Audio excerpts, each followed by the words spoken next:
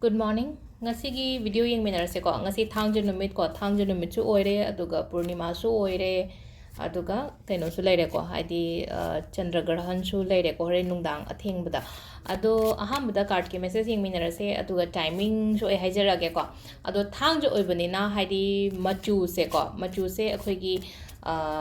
kaino black purple budi oira ko ado Purnima oibani na ko ango bogumba so ma dum haidi mix tawbiyo haidi purit tani khangde ko haidi samna habada phanek chuni kari kra kaino taro ko so haidi purit tani khangde agi chuni du dani khangde ango bogumba dumaina yahon biyo ko haidi white color so dum sina ba yai ko ngasi gi na haira gari thangja Numitki se ko aduga number da haira gana number 93 se koina EBBI ko haidi angel numbers ado ahambada card ki message yenga se ko aduga timing so haijara age ado cleansing tawba ya ba ngai tawbiyo ko haidi ngasi gi numit da ko haidi cleansing tawthokpa yumgi sengdok khotokpa mayam ma ina ngarang nahandagi video khara hapina ko manifestation gi oiro cleansing gi oiro releasing gi oiro ko adumba mayam do khatang yenghodaba lerga so hape changa ga dum yengbiro ko ngaranga nahan ga gigita ko ado cleansing tawbodo haidi aina symbol ga sinara tawbodo health ki sudum tawbo yai ko adumba mayam do tawbo yai sida lere ko card ahum se khoi gi 1 2 3 ko haidi aham bai se choose tawsira natraga ani shubai se tawsira natraga ahum subagi se tawsira ko sida lere khoi gi card ahum se ko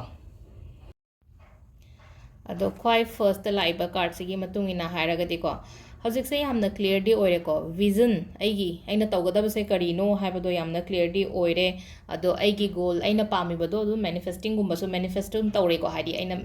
manifestation gumba hapa khopadam tawrangani ko hadi aigi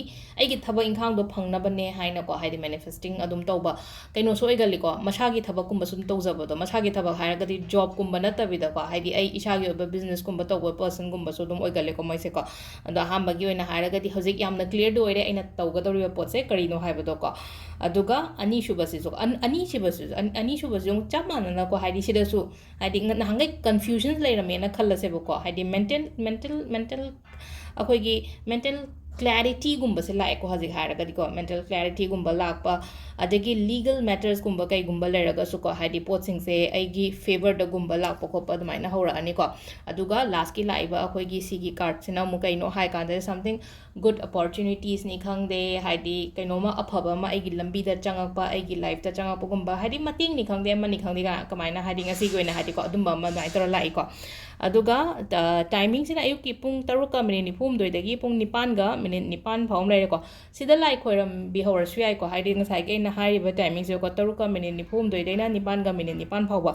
adagi mo pung 10 ga minute 59 dagi na bar kaino akhoi gi nundhin gi pung 3 ga minute 13 phawm lai ko adagi mari ga minute 38 dagi na pung 3 ga minute 33 phawm lai ko sisina aduga nungdang athengba gi na pung 3 ka minute 9 dagi na pung 12 ga minute 33 phawba 12 ga minute 33 adugi matung da di ko haidi kram ka nong phage hai kan sida du matung da haidi gran jum lai grani nga sai gi pung 1 ga minute 3 minute mari natraga minute 3 sai da gi dum haidi ani thokone ko ma hai petang haidi 1 pung 1 ga minute mari hai rasine ko sida gi lai ko du na haidi pung 2 ga something matam khra lai ko adu haidi si loi to khar je haidi kram ka nong mu phage hai kan jera nong alam da gi 3 ga minute nifu mari da gi na nong alam da gi pung 5 ga minute 35 sida keno to wi ko dagi crystal gumba cleansing to ba charge to ba khopa cleansing gumba loin to wi imung da dum thammo haidi akoina ngasi goina haraga ti ko hani ngasai gi cleansing crystal cleansing gumba to ba khopa imung da thammo adagi ngasai gi akoina likli gumba thamba zu ngatang thammuraga ma panda manung da pusan biro haidi ahing ama pura lelhalano ba nange haidi moon water semba khotpa to bo do adusu haidi ma panda pura haidi whole night to ma thamamina aduduna haidi adudi thamurano ngatang thamamo haidi pung 9 mapan sai da dum tumdringai da dum doksalaga dum thamo pung ama pungai ma pung ama dumai tawraga thamba yai ba dum kesu kai de ba ko adu ngasai gi akoina actual grahan hogi kaino gi chandra grahan gi timing se pung nungdang gi ahing gi pung ama oibanina adugi mamang do dum keno taw budi yai ko kesu budi kai de ko nong sai gi chaba thakpa khopa sugumba mayam se khatang care lobiyo ko hadi sigi matam se kai chasan ba thakchan ba ina to boya de har samji pa bo hat kano ha na ko adu mayam do ha petang khara follow to biro ko adu sida leire khoi gi ngasi gi card ki message se ma'am thank you